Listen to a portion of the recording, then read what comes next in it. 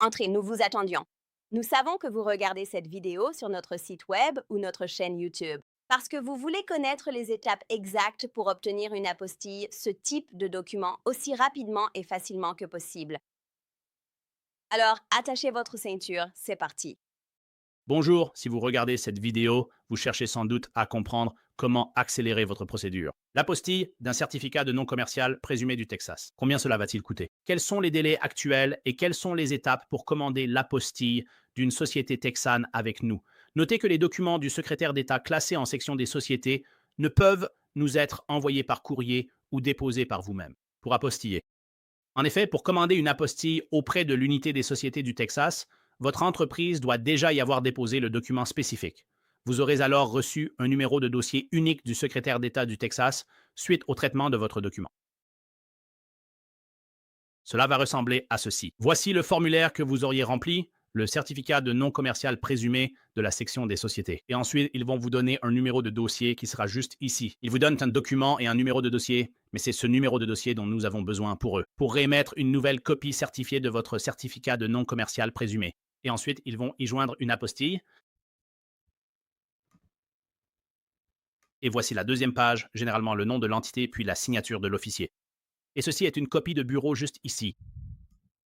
Sans numéro de dossier SOS attribué par le secrétaire d'État du Texas, nous ne pourrons vous aider. Apostille, car la division des sociétés du secrétaire d'État du Texas ne délivrera des certificats que sur les documents de sa base de données accompagnés d'un numéro de dossier SOS. Deuxièmement, vous devez connaître et avoir le numéro de dossier unique attribué à votre entreprise par le secrétaire d'État du Texas pour passer une commande d'apostille en ligne avec nous. Ce numéro ne comportera que des chiffres sans aucune lettre. Sur notre formulaire de commande, accessible via le bouton en bas de page, indiquez votre numéro de dossier SOS et le nom de votre société, puis joignez votre document et un bordereau de retour prépayé FedEx ou UPS. Vos documents peuvent vous être renvoyés ou à un tiers partout dans le monde. Étape 2, les instructions d'expédition.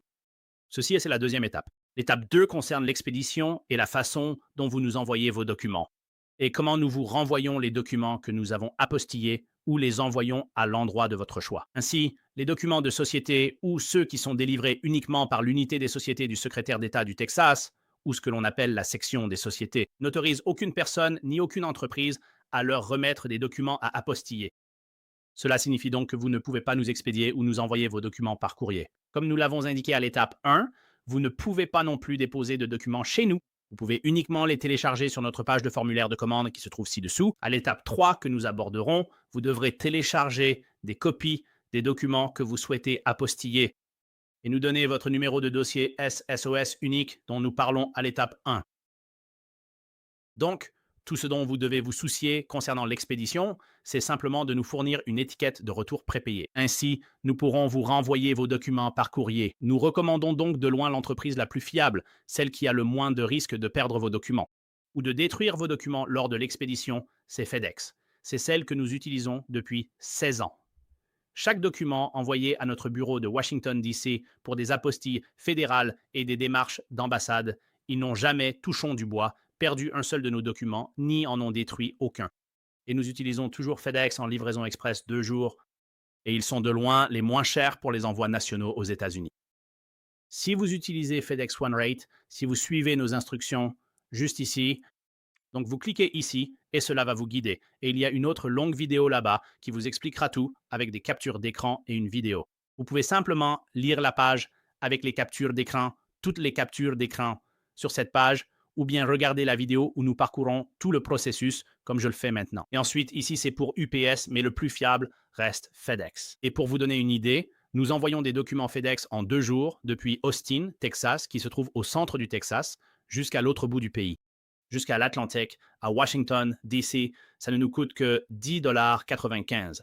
UPS est 4 fois plus cher, plus de 40 $ pour le même envoi. Le service postal américain, le service postal coûte plus de 23 $. C'est le double.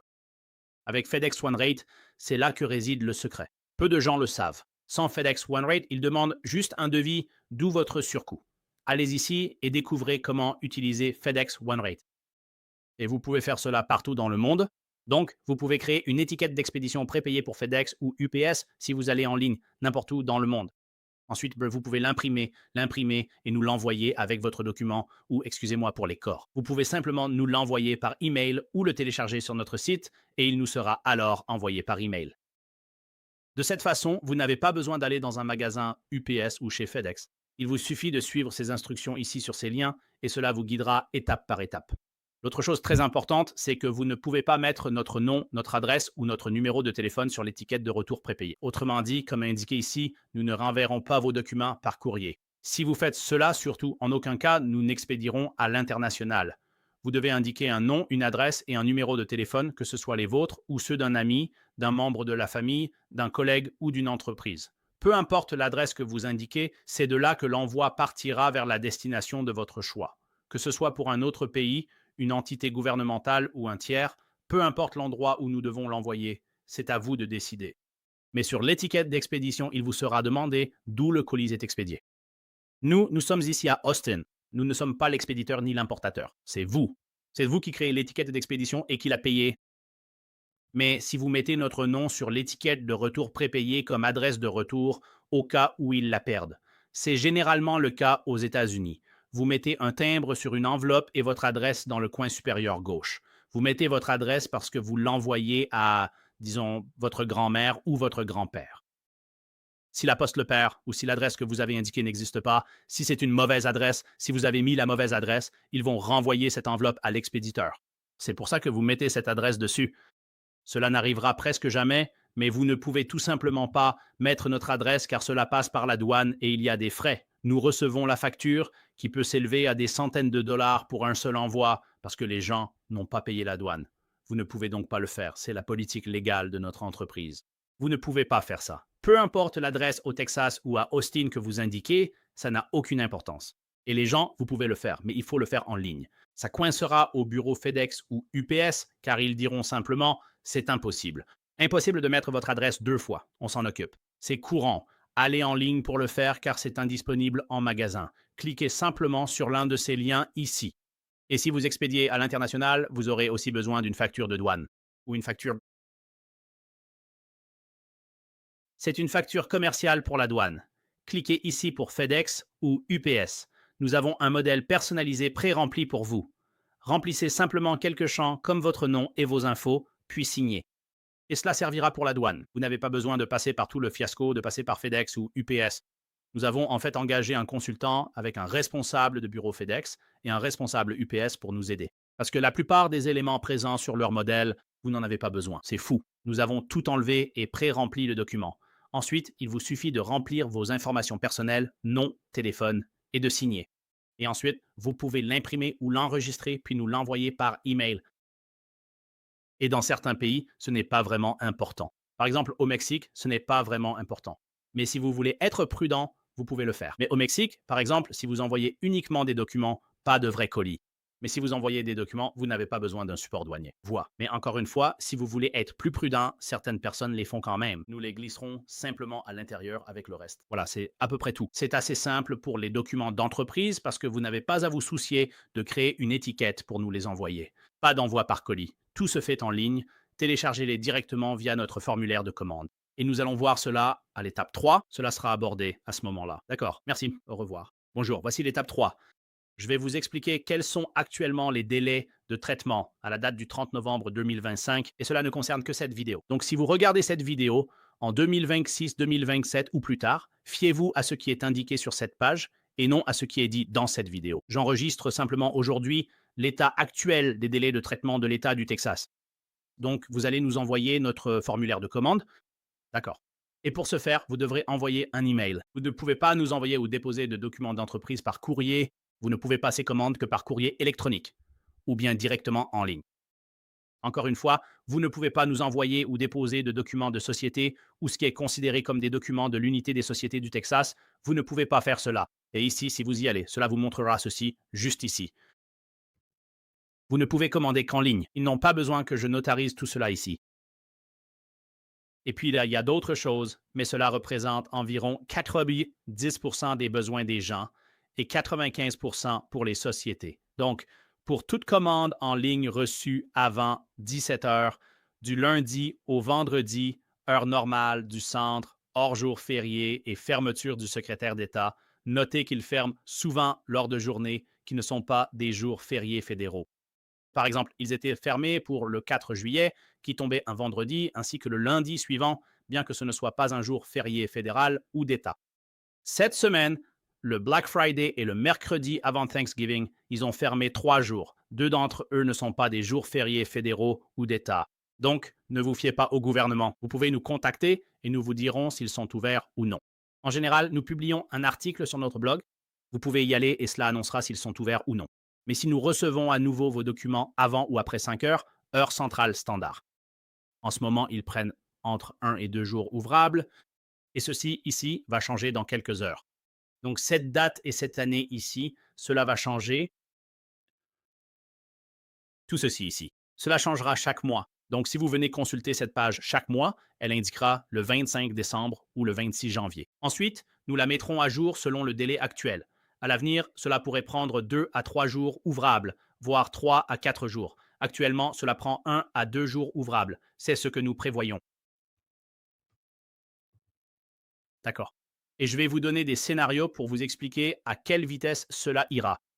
Donc, scénario numéro 1. Si nous recevons vos documents avant ou à 5 heures, heure centrale, le lundi, nous allons les déposer en gros ce soir-là. On les dépose en ligne dans la soirée. Donc, dès la première chose le matin, mardi matin, le secrétaire d'État recevra notre demande. Normalement, ils la recevront le jour même et vont l'émettre aussitôt. Dans votre esprit, vous avez passé commande chez nous le lundi, mais pour le secrétaire d'État, c'était après les heures d'ouverture. Ils étaient déjà fermés. Eh bien, maintenant, ils ferment à 5 heures. Les horaires sont passés de 4 à 5 heures en 2 ans et demi. Mais pour vous, vous avez envoyé votre commande par email chez nous le lundi. Nous allons déposer le dossier aussitôt que possible parce qu'ils étaient fermés mardi matin. Donc, le même jour, c'est-à-dire le jour ouvrable suivant, ils vont passer la commande ou dans 2 jours ouvrables, ils vont l'émettre. Donc, dans le pire des cas, vous l'aurez d'ici mercredi ou mardi. Donc, si vous déposez votre dossier chez nous un lundi, dans le meilleur ou le pire des cas, si vous nous l'envoyez avant 17 heures, heure centrale, nous pourrons le récupérer et vous le renvoyer soit mardi, soit mercredi. Ensuite, pour un deuxième exemple, dans l'éventualité où nous recevrions vos documents après l'heure limite de 17 heures le lundi, nous,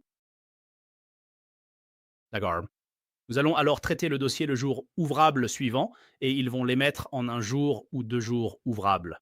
Donc, dans le meilleur ou le pire des cas dans cette situation, ils vont le faire soit mardi, soit jeudi. Ils pourraient me le faire aussi tard que jeudi.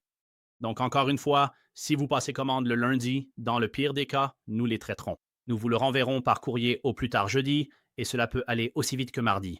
Tout dépend du secrétariat d'État selon leur retard. Mais en général, à l'heure où je tourne cette vidéo, c'est généralement fait le jour même. Donc, si nous recevons votre document avant 17 heures, ils l'auront d'ici la fin de la journée de mardi.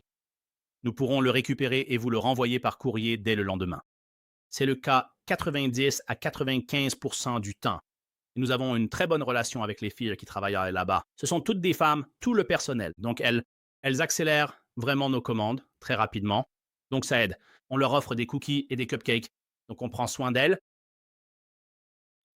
Oui, c'est souvent ainsi. Au maximum, cela prend un jour. Nous n'avons jamais eu plus, malgré ce qu'indique leur site ou ce qu'ils disent au téléphone sur les 2 jours ouvrables. C'est inédit. Souvent, dès réception de votre dossier, vous l'aurez sûrement le mardi ou le mercredi. C'est juste pour que vous sachiez à quelle vitesse vous devez renvoyer les documents. D'accord. Le tarif entreprise varie de l'unité d'authentification. L'État en a 2 distinctes. Il y a ce qu'on appelle Texas Corporations et puis il y a l'unité d'authentification du Texas. L'unité d'authentification du Texas est beaucoup moins chère. C'est environ 3 fois et demi moins cher les frais de dépôt. Nos frais sont exactement les mêmes, c'est juste que nous payons les frais de dépôt pour les deux. Donc, le prix est de 145 $ par document du côté des entreprises. Et cela inclut tous les frais de dépôt. Donc, vous ne payez aucun frais de dépôt. Vous ne nous envoyez pas d'argent supplémentaire. Oubliez le côté entreprise. La demande au secrétariat d'État du Texas, vous n'avez rien de tout ça à faire. Vous avez juste à remplir notre formulaire de commande. Et notre formulaire de commande est juste ici. Cliquez ici. Une autre vidéo explique la procédure de téléchargement des documents et les informations nécessaires pour déposer votre commande auprès du secrétaire d'État. Et ici, cela indique que pour tout document, le calcul est facile et se fait automatiquement sans effort de votre part. Si vous avez besoin d'un apostille, c'est 145. Si c'est 2, c'est 293 445. Voici un petit tableau jusqu'à 10 si vous aviez besoin de 10. Sachez également que pour plusieurs apostilles sur un même document pour différents pays, c'est tout à fait possible. Donc, puisque Corporate va faire la copie certifiée pour vous, comme nous l'indiquons à l'étape 1, vous pouvez en avoir plusieurs. Si vous avez des statuts constitutifs pour 3 pays différents, indiquez-nous les 3 pays concernés et mettez la quantité 3 sur le bon de commande. Le total sera de 435 pour 3.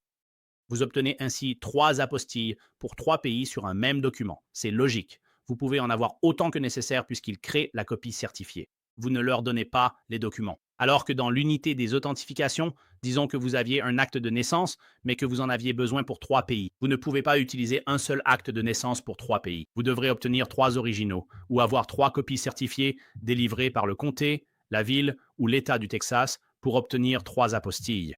Tous les documents de cette division sont enregistrés chez eux. Ils vont faire de nouvelles copies certifiées selon vos besoins. Assurez-vous d'en demander le nombre nécessaire. Donc, si vous vouliez 10 apostilles sur un document, vous pourriez le faire. Cela n'a pas d'importance, parce qu'ils l'ont déjà dans leur dossier. Et c'est tout. Merci beaucoup.